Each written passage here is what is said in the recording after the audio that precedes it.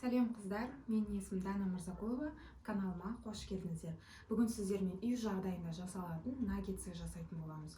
Ол үшін бізге қажетті өнімдер: тауықтың төс еті, міне, грудинкасы болуы қажет, міндетті түрде сүйек еш нәрсесі болмауы қажет. Және де ұн, сонымен қатар қызыл бұрыш, қара бұрыш, 3 жұмыртқа. Және де осылай наггетсы жасауға осындай крошкалар, міне сыртын әдейі сіздерге көрсетіп жатырмын. Любой базарда сатылады. Ең бірінші біз мына тауықтың төс етін қараңыздар, былайынан кесеміз. Былайынан жіңішке етіп кесеміз. Дәл осыны екіге бөлсеңіздер де болады, немесе тура осылай үлкен етіп қалдырсаңыздар да болады. Қазір барлығын бөліп шығам. Видеоны міндетті түрде соңына дейін қараңыздар, сол кезде сіздерге түсінікті болады. Тауықтың грудинкасын міне осылай кесіп шықты. Все болды, дайын бұл грудинка. Енді ұнды бөлек ыдысқа, міне мынау бөлек ыдысқа істедік. Енді 3 жұмыртқаны жарамыз. 3 жұмыртқаға қызыл бұрыш, одан кейін қара бұрышты салып араластырамыз. Және де ұнға да тура осылай қосамыз. 3 жұмыртқаға қызыл, қара бұрышты қостым. Енді тура дәл осылай ұнға қосамын.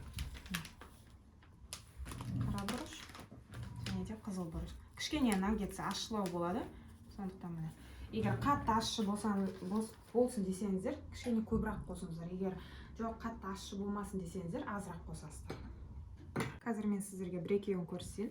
Тауықты алып, міне мынау жұмыртқалы қоспамызға қосамыз. Одан кейін ұнды қоспаға қосамыз. Міне, көрдіңіздер ғой.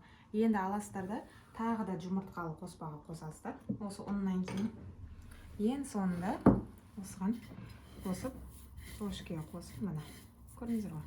Все, болды. Біреуі дайын. Майды осы кезде алдын ала қыздырып қоясыздар. Қалғандарын барлығын дәл осылай жасаймыз. Бірінші жұмыртқаға, ұнға, қайттан жұмыртқаға, одан кейін ең соңында осы крошкамызға жасайтын боламыз.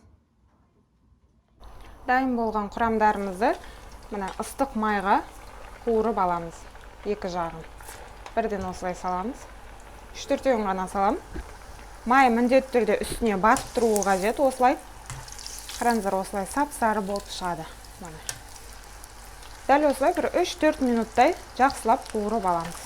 Осылай жақсылап қызарған соң мына аламыз. Біздің наггетсыларымыз дайын. Міне қараңыздар, барлығын қуырып алдық. Міне тауықтары да ішінде барлығы піскен. Ешқандай шикі, ондай еш нәрсе жоқ. 3-4 минут қуырған өзінде осындай әдемі болып шығады. Жасап көріңіздер, ұнап жатса лайк, комментарий қалдыруды ұмытпаймыз. Және каналға тіркеліп қойыңыздар. Келесі видео шығу үшін шабыт беру мақсатында жасасын деп жатқан ғой. Ал ендеше сәттілік.